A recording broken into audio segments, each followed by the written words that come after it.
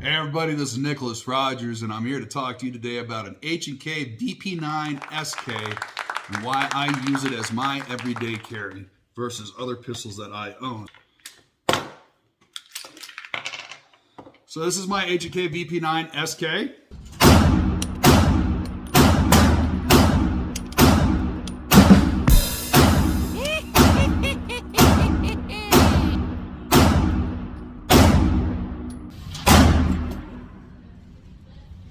Okay, well, considering that was rapid fire, I would say that's a pretty good job. And I bought this to be a subcompact, which technically that's what's in the title. VP9SK means like subcompact. However, the subcompact portion is just because of the grip.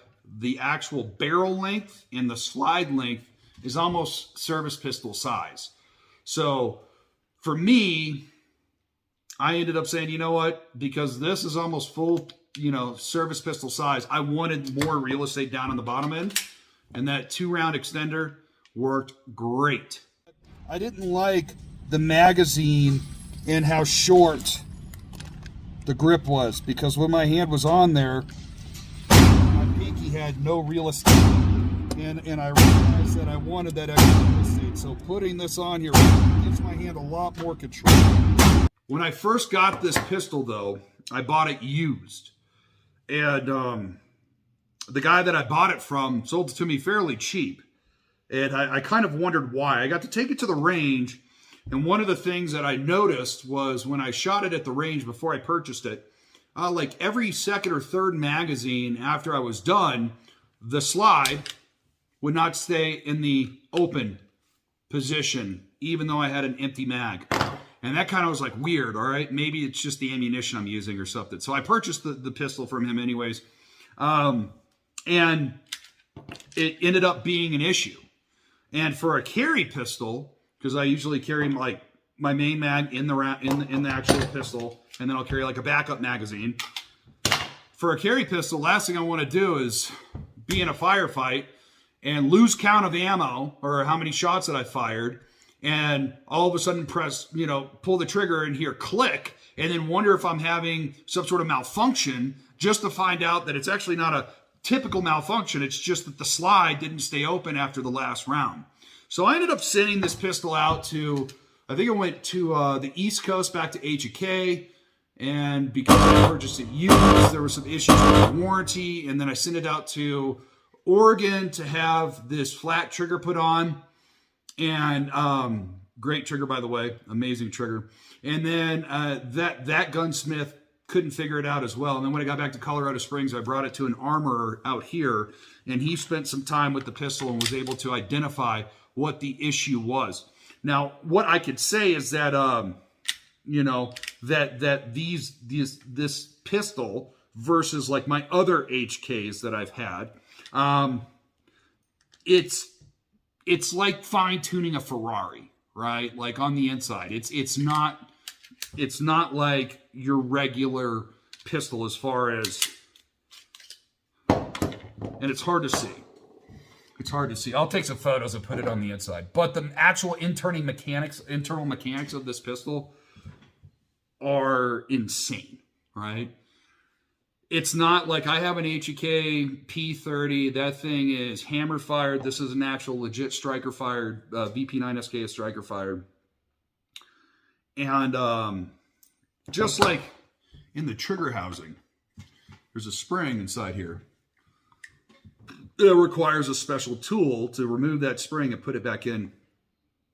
And the spring kind of has two little legs. It's like round, right? And then it's got a leg coming off here and here. So it's like this.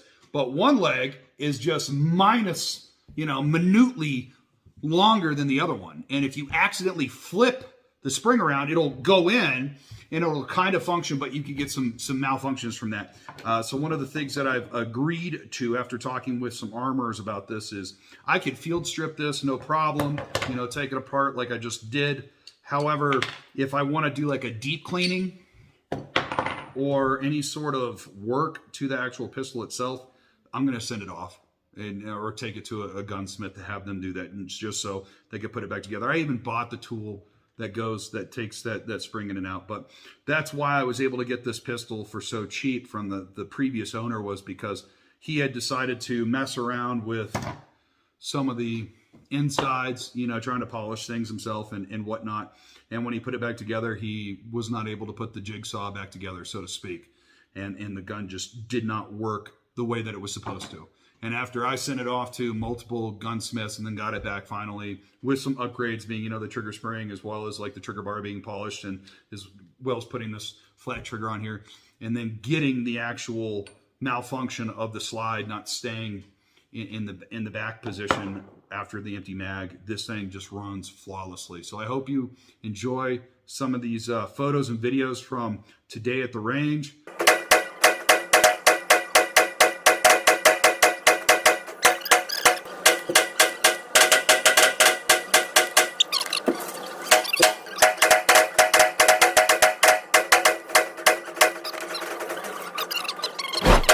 Shooting Herter's 115 ammunition, just range ammo, as well as shooting some just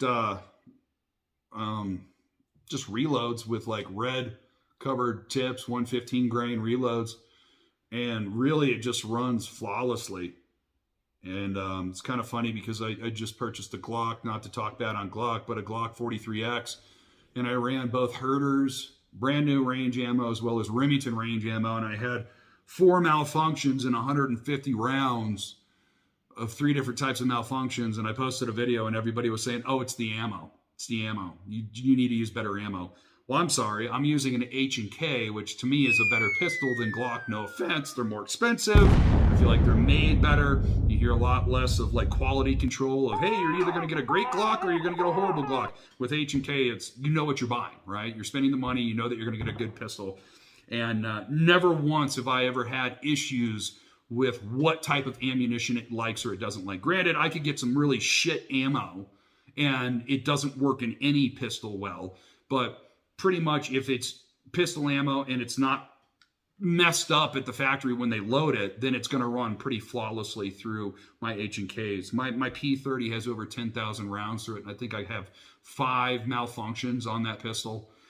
This one has about 2,000 rounds through it, and I've had maybe, well, excluding from when I was having the slide issue, probably about 3 malfunctions out of 2,000 rounds after I've gotten all the issues taken care of this. And I'm not blaming H&K. I know that it wasn't H&K's fault. It came from the factory working well. It was the fact that the previous owner didn't know how to reassemble this correctly. And when I purchased it, I tried to mess around with it myself, and I was like, oof, this is like a fine sports car, and I'm not an Italian mechanic, so to speak. You know, it's like a nice Lamborghini or Ferrari. And that's the only downfalls that I would say, is that you can't really do it yourself stuff on this pistol unless you really know what you're doing. And I know some of you that love this gun, that probably have worked on it quite a bit, might disagree with me, but compared to my other pistols that I have, including my other H&K, this is a little bit outside of my league as far as gunsmithing goes. Basic field stripping, no problem, but once you get inside of the internals on this pistol, it gets a little bit fine-tuned.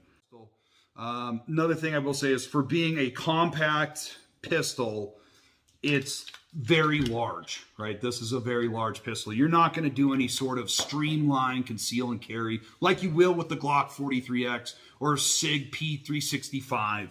It's nowhere near that small. And it feels like a full-size pistol in your hand. It doesn't feel like a small little compact, especially after you get that extension on there. And I definitely would recommend the extension, because this magazine that the pistol comes with only holds 10 rounds. And for being such a large pistol that only holds 10 rounds, you're kind of like, this doesn't, you know, this is kind of ridiculous how big this pistol is, and it's only holding 10 rounds. That is to do, though, with the fact, I mean, other magazine manufacturers can fit like 15 rounds into something this size, but that just has to do with the way that H&K designs their magazines, which it's a double-edged sword, right? One of the nice things about H&K, and almost anybody will tell you this, straight out the factory floor, an H&K magazine is one of the easiest to load. It doesn't require a loading device at all. brand new. The magazine springs are never like so tight that you're like, and you're hurting your thumbs or your fingers or stuff like that. And also too, you can leave H&K mags loaded pretty much almost indefinitely, and they never like go bad. It's not like you like loaded one up from 5 years ago and then somebody breaks into your house. You're like, oh, I hope this magazine feeds correctly. You don't have to worry about that. So that's kind of a nice thing. Accuracy. This pistol is very, very accurate. Like I said, this is my second barrel that I have for this. I still have the original barrel. But yeah, it's a very accurate gun for what it is. I mean, for being a compact pistol, very accurate. Not as accurate as like my Smith & Wesson Model 29, 44 Magnum. But out into like 10 yards rapid fire, if I'm shooting at like 30 feet, I'm still getting groups that are about like this big out of 12 rounds rapid fire. At 5 yards, I'm getting groups that are like this big rapid fire, and you'll see some of those in this video as well. I love the pistol, but you might be asking yourself, well, why would you give up capacity as well as concealability to carry something like this versus Walther PPS or a Glock 43X or a Sig P365?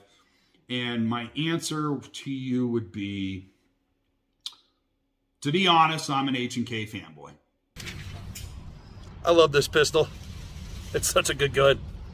Right? I find them to be extremely comfortable. I find them to be extremely reliable. And they're a pleasure to shoot. That's it. Okay? And but because I feel that way about it, I feel more comfortable carrying this pistol. That's it.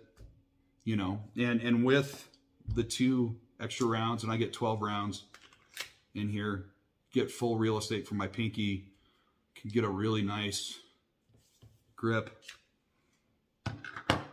I feel like I'm protecting myself and those around me. And I feel like it's accurate, reliable, it's fun to shoot. And as far as concealability goes, yeah, it'd be nicer if it was smaller. I did purchase a Glock 43X for times that I need more of a streamlined concealment. And, but yeah, that's it.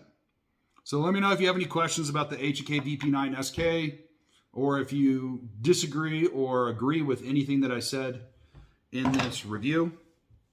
Otherwise, peace. See you next time.